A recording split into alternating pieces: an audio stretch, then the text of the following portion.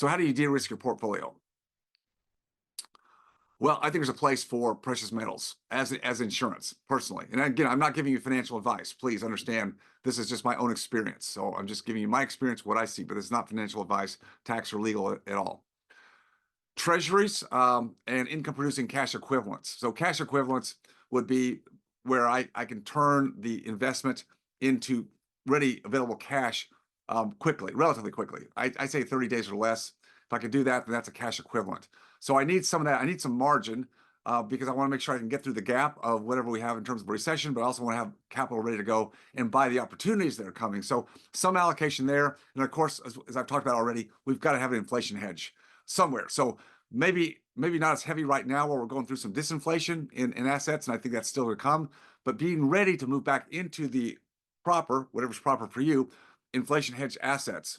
I like hard assets. We'll talk about that. I just think hard assets is the place to go, but it's more difficult to invest in hard assets outside of your own business, which is a hard asset.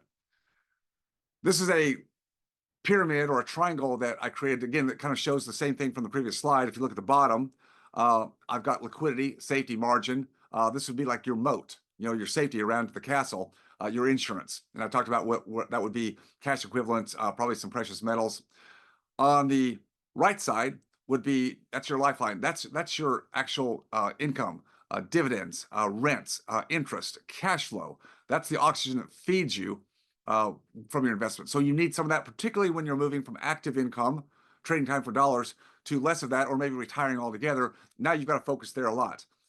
But at the same time, we've got to have some growth and some inflation hedge on the left side of the triangle, because if we don't do that, we looked at earlier how quickly the purchasing power of our nest egg, our accumulation, is going to be cut by the different rates of inflation.